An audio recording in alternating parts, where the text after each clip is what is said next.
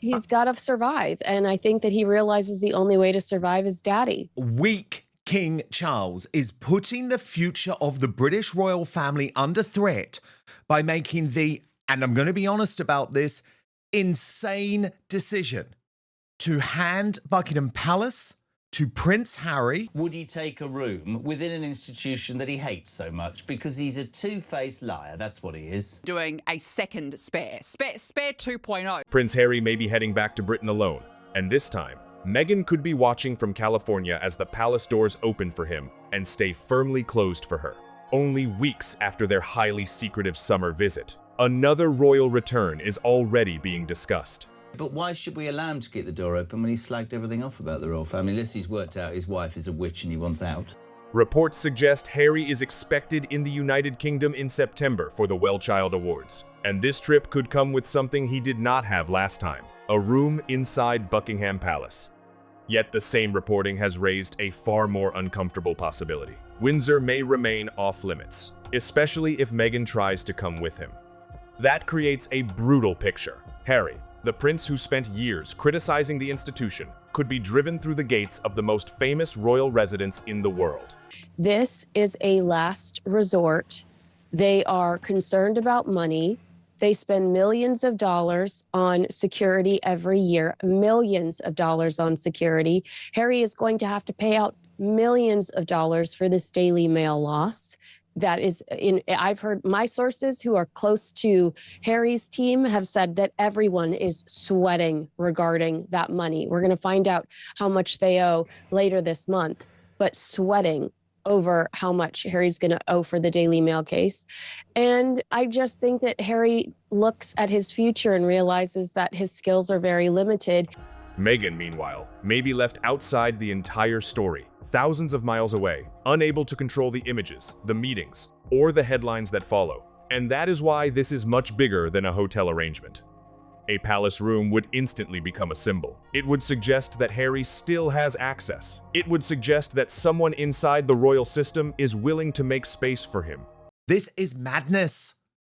The reason that Harry was not allowed to stay at Buckingham Palace in the most recent visit is he intended to use it to make a political statement against the Daily Mail and the judiciary. What's he going to do next time? You don't know, Charles. Most importantly, it would remind the world that no matter how many interviews, documentaries, lawsuits, and public attacks came after his departure, Harry is still the king's son. She can launch products, appear on television, post carefully selected family images, and present herself as a California lifestyle figure. Sources last night, so these sources trust me, Harry himself via Liam Maguire, indicated he will accept the fresh offer to stay at the palace well in advance this time. But it is not yet known if Meghan, along with Archie and Lily, will come over with him again this time. Oh, great. Oh, goody. So we're going to have the will they, won't they nonsense for them not to come. But in the meantime, let's just put some more pressure on Ravik. God, this is boring. Before we continue, I want to mention something really quick. Organizing your family's important information is one of those things most of us know we should do, but we keep putting it off. That's exactly why there's the Family Vault. It gives you one place to organize your important documents, insurance, medical information, passwords, and more, so everything is easy to find when it's needed. You'll find the link in the description, or you can scan the QR code on your screen. That's all. Now, let's get back to today's story. But none of it carries the same weight as one photograph of Harry entering Buckingham Palace. The second that car passes through those gates, every other Sussex story will be pushed aside. The question will not be whether Harry attended a charity event. The question will be whether Harry is coming back. Is this another temporary visit? Or the beginning of something more permanent? Is he quietly rebuilding connections inside Britain? Is he trying to repair his standing without Meghan beside him?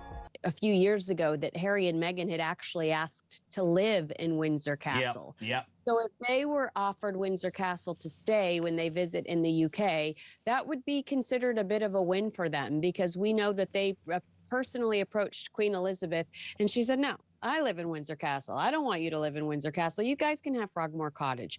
So it's my understanding that Prince William has put his foot down and said, I don't want them anywhere near Windsor. If I stumble upon him, I wouldn't even acknowledge him. And if the palace is prepared to welcome Harry for the night, what exactly does that say about Meghan's position? Nothing has been officially confirmed about a ban, and there has been no public palace statement declaring that Meghan cannot enter Windsor. That distinction matters. But even as a report, the contrast is devastating. What we're seeing is that the last resort. You know, if Harry, and you know this as well as I do, if Harry and Meghan had a blossoming Netflix career and they were preparing to launch Meet Me at the Lake, The Wedding Date, and the Afghanistan movie that I can never remember to save my life, and they were excited about some new projects on the horizon, and Spotify kept pumping money into them because they were such great content creators and they were reliable and consistent, then there's no way in hell Prince Harry would be crawling on his knees, begging daddy to take him back. Buckingham Palace may have a room for Harry, while the family homes around Windsor may have no appetite for Meghan at all. For someone who once entered royal life expecting a central role, that would be humiliating. Harry and Meghan were once reportedly interested in living at Windsor Castle before Frogmore Cottage became their home. They wanted status, proximity, and a place close to the center of royal life. Now Harry fears that Americans no longer like him. Well, if that's true, welcome Americans to the club, because we don't like him either. Now the situation may have completely reversed. Harry could be welcomed into the palace for a short stay, while Meghan's presence is treated as a possible security, privacy, and publicity problem. And Harry may not even need her there. That is the detail that could worry Meghan most. A solo visit allows Harry to dominate the headlines without sharing the spotlight. He gets the well-child appearance. He gets the palace connection. She was sad not to be seen in public. I'm not convinced about that. I suspect that she was terrified of what would have happened if she'd have showed her face in public. She would have been booed by the British public, who didn't really appreciate her calling us a race of slave drivers and racists. So she reaped, or would have reaped, what she sowed. He gets speculation about private conversations and possible family meetings. He gets to look like the prodigal son slowly stepping back toward Britain. What does Meghan get? Another Instagram post that disappears. The second Buckingham Palace appears in the background of the news cycle. Meghan has spent years trying to prove that she can command global attention on her own. Her cooking projects, lifestyle branding, television appearances, and public image are all designed to build an identity that does not rely completely on the monarchy. But I'm like, Charles, do you not understand what's going on? Do you not look at the polls? Do you not look at the polls which show that actually the monarchy is in peril? And I'm not someone that spreads hate about the British monarchy and wants to cause trouble, but I'm just being very realistic, Brittany, looking at the polls, seeing the lack of support, and understanding the king is about to go ahead with the decision that, again, let's just be brutal about it, the vast majority of the British public do not want. Yet every major moment still seems to need Harry, his title, or a royal connection to make it feel important. The recent MasterChef appearance exposed that problem perfectly. This should have been Meghan's independent television moment. She was the special guest. She was presented as the polished lifestyle expert with a cooking show, a brand, and a glamorous California image. No one seriously suggesting a father shouldn't see his son or his grandchildren, shouldn't see, or his grandchildren.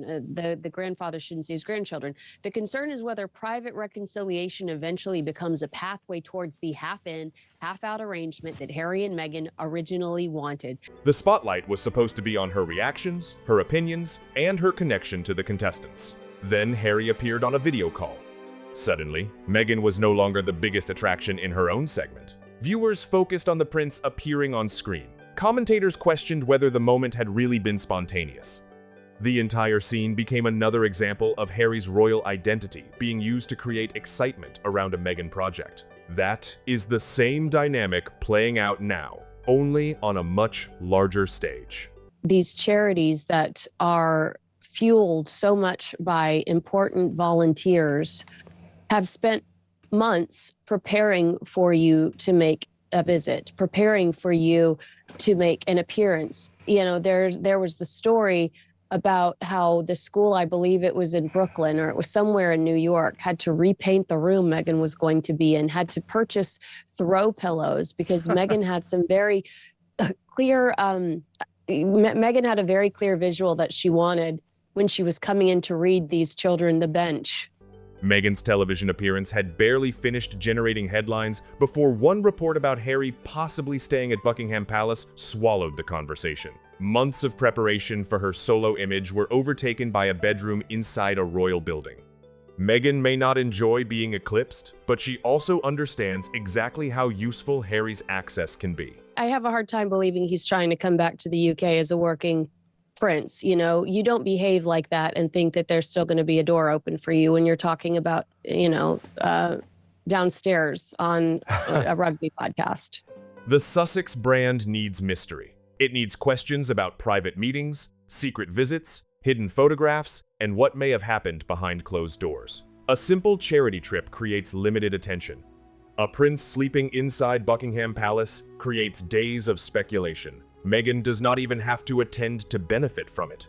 He's coming for the Well Child Awards. I believe he is coming back by himself. King Charles will offer Prince Harry a room at Buckingham Palace when he returns to the UK in the coming weeks. She only has to allow the public to wonder. Will she join him later? Did she approve the visit? Is another family reunion being planned? Did Harry speak to senior royals? Are the Sussexes closer to the palace than they have admitted? Every unanswered question keeps their names in the news. That is why the recent Althorp controversy matters here. The summer visit was presented as deeply private. Details were limited. There were questions about where the family went, who they saw, and whether anything from the trip would ever become public. I think that that's one of those statements you have to make when so many people have put effort towards your visit and you cancel on them at the last minute and they realize that they've wasted a ton of time, money, and resources on an event that's not going to come to fruition. Had she not said, oh, I was sad or I was disappointed, she would look like the tyrant that we believe that she is, which is just whatever. This was for my benefit anyway. This was for positive press for me, which ultimately is what I think likely was what she was trying to accomplish with any sort of engagement in the United Kingdom. Then Meghan posted images connected to Althorp, including a moment involving flowers and the family walk. Critics immediately argued that a supposedly private visit had been turned into public content. The concern was not simply that a photograph existed. It was that a personal royal location, connected to Princess Diana and Harry's family history, had once again become part of the Sussex publicity cycle.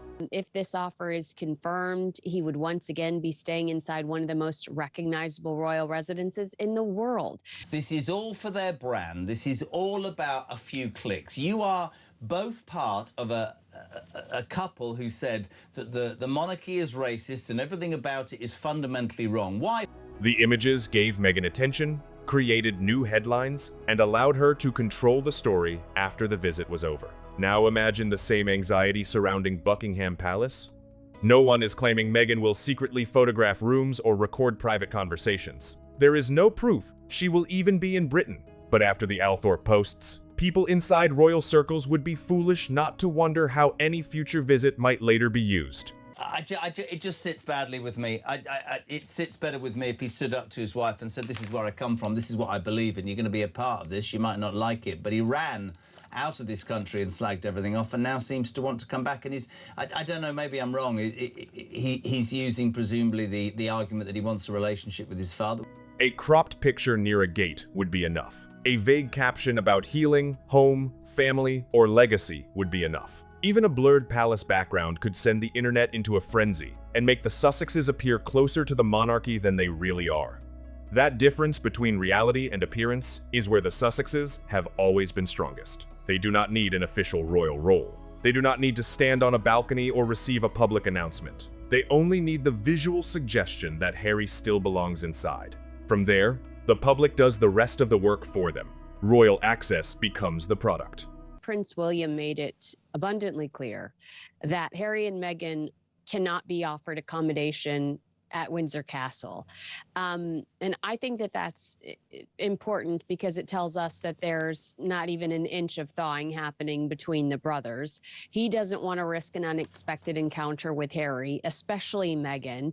And right now, Harry appears to need that product more than ever. Royal commentator Kinsey Schofield has described his movement back toward Britain as something close to a last resort. The argument is difficult to ignore. If Harry and Meghan had built the unstoppable Hollywood empire they promised, why would Harry still need to return again and again to the institution they claimed was causing them so much pain? Their American future was sold as freedom. It was supposed to be bigger, richer, more creative, and more powerful than royal duty. Him and Meghan, they've got all these legal troubles, so financial troubles, of course. So they've got no money. And now we've got award-winning journalist Paula Frolick. She told News 24 that the Duke is considering a follow-up, Spare 2.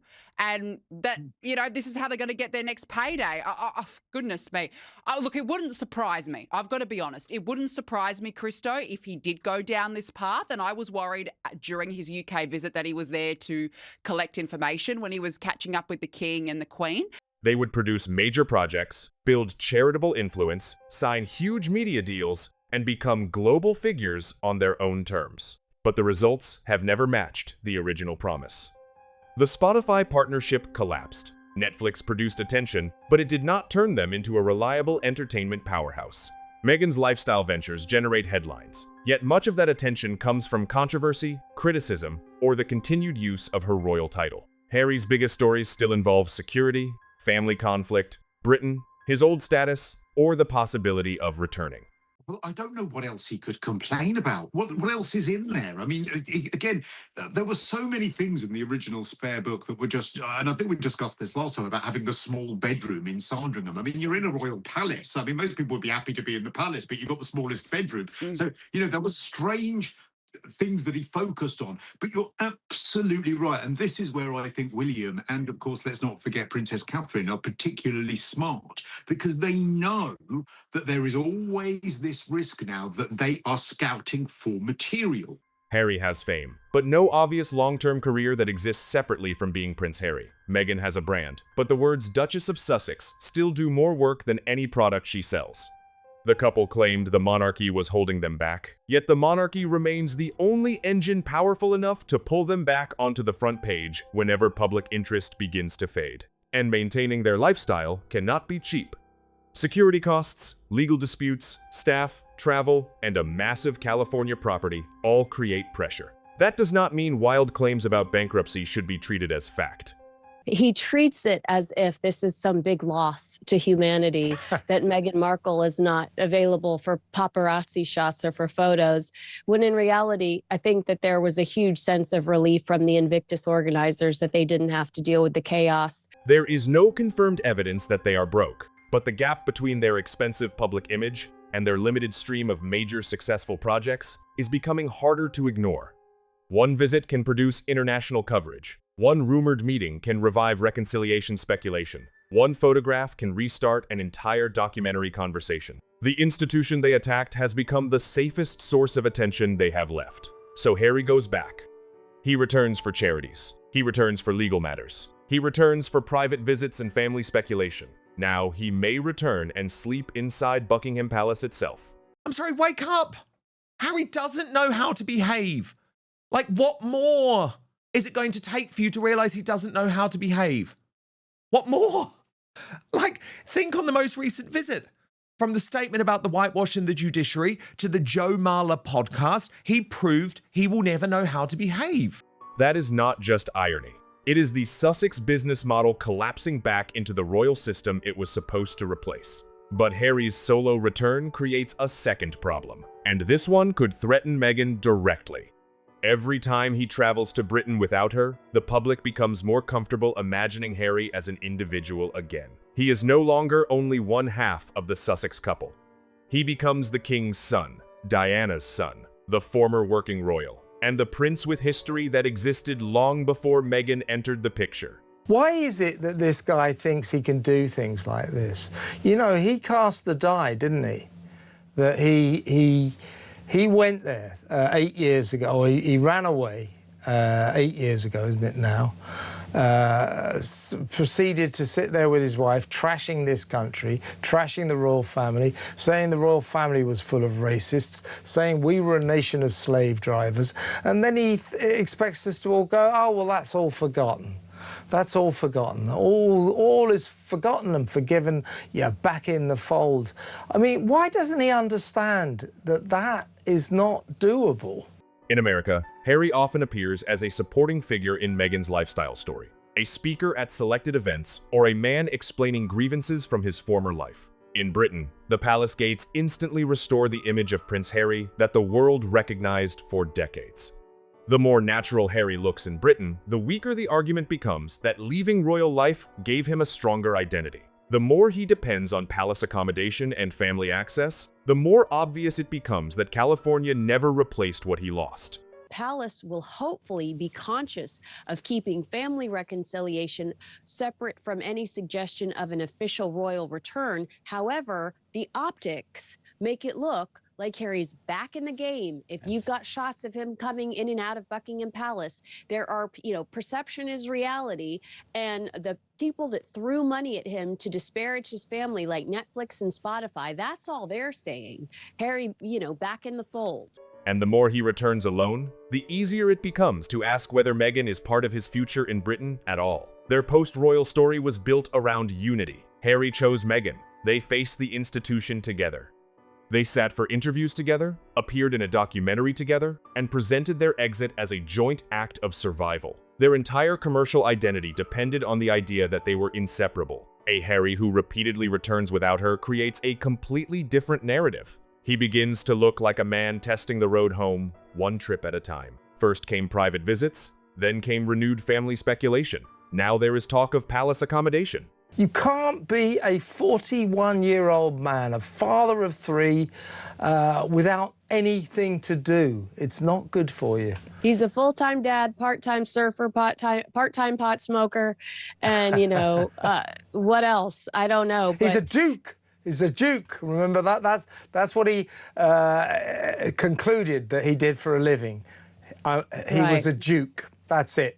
Good, isn't it? Well, I've met dogs named Duke that have more responsibility than Prince Harry. And more intelligence as well, I'd hazard a guess. Future events connected to the 30th anniversary of Princess Diana's passing could create even more reasons for Harry to be in Britain. None of this proves he is moving back, but each visit makes the possibility feel less ridiculous.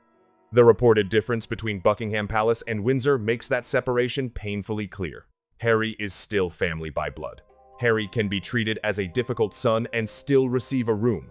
Meghan is viewed through a different lens, as the person whose presence could bring cameras, leaks, commercial use, and another wave of publicity nobody inside the family can control. Whether that suspicion is fair no longer matters as much as the fact that it exists. The King's gesture was a positive sign of relations with the Sussexes continuing to get better. Sorry, Jobbo, I love you, but there's nothing positive about this for me. It's not a positive sign. Seriously, who thinks that having Harry and Meghan within the fold, staying at Buckingham Palace, the centre of the monarchy, is a positive sign? It's madness. She speaks about privacy, then shares carefully chosen personal images. She distances herself from royal life, then uses the Duchess title whenever it adds prestige. On MasterChef, she may have preferred to be called Meghan, but the program still highlighted her title because that title was the reason the appearance mattered internationally. Without the Duchess label, she is a former television actress appearing on a cooking competition. With it, she is royalty, entering the kitchen. Harry has the same problem. He describes Britain as unsafe for his family, challenges decisions made by the state, and attacks the royal system. Weak King Charles is putting the future of the British royal family under threat by making the, and I'm going to be honest about this, insane decision to hand Buckingham Palace to Prince Harry in just a matter of weeks after everything that he's done. Before we continue, one quick thing. One thing I've realized is that most families don't have their important information organized in one place. That's exactly why I recommend the Family Vault, a simple, printable, and fillable organizer where you can keep everything from important documents and insurance to medical information, passwords. You'll find the link in the description, or you can simply scan the QR code on your screen. Now let's get back to today's story. Yet reports say that when a Buckingham Palace room becomes available, he is prepared to accept it. He wants distance when distance supports the victim story. He wants royal access when access restores his importance. He wants independence when it sounds courageous, and palace treatment when Hollywood cannot offer the same level of status. One day the monarchy is unbearable. The next day, a palace room is presented as an olive branch. One day, they demand strict privacy. The next day, private photographs appear online. No way! Let's go live to Reed Butler in LA. Reed, just how on earth did this happen? I know, what a coincidence, right? Thank goodness the team at MasterChef were filming for that totally random and natural, unscripted moment when Harry called Meghan. One day, titles are treated as meaningless. The next day, those titles are placed at the center of a television introduction. There is also a deeper reason the royal family may remain cautious about letting Harry get too close. Fresh speculation has already appeared about the possibility of another book after Spare. Harry has not announced a sequel, and no second memoir has been confirmed. But after what happened the first time, even rumors are enough to make private conversations feel dangerous.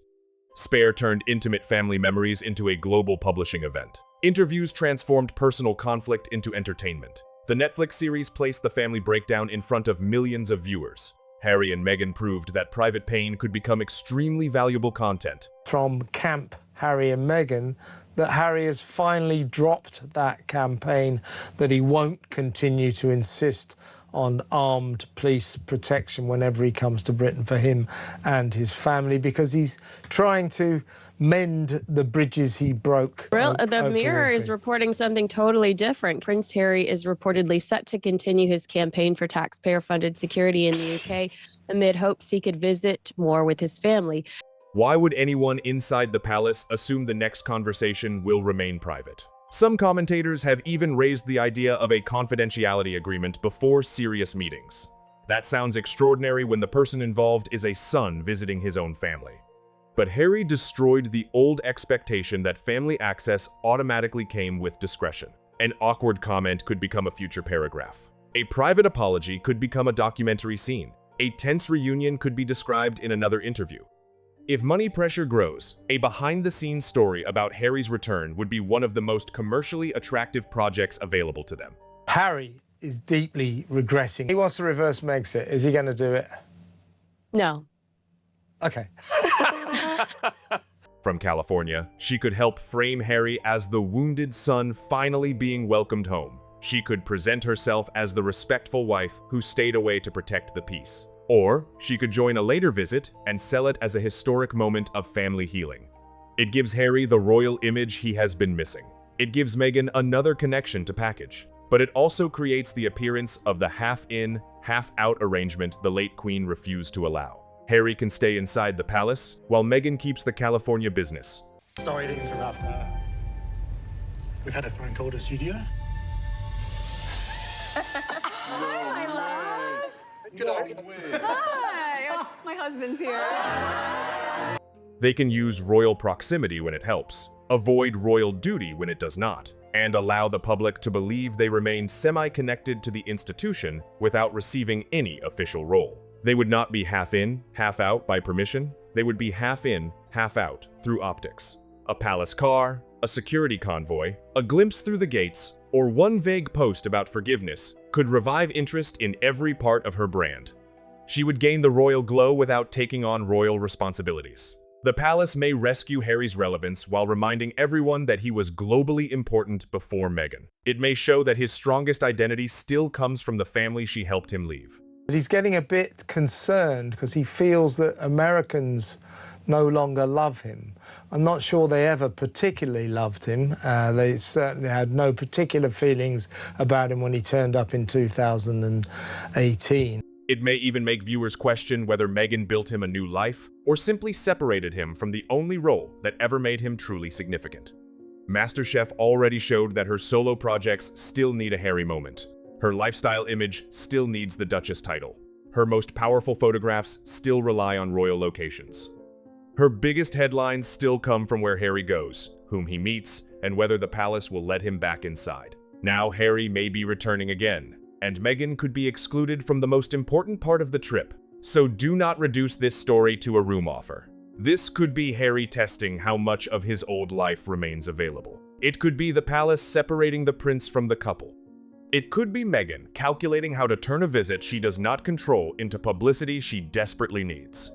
Harry may arrive in Britain in September and drive straight into Buckingham Palace. Meghan may remain in California. She may join him, stay away, post nothing, or release just enough to create another storm.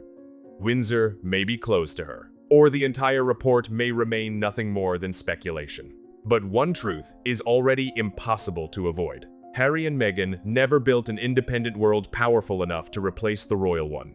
They spent years making money from the story of their escape. Now, one visit at a time, they may be preparing to make even more money from the story of Harry's return.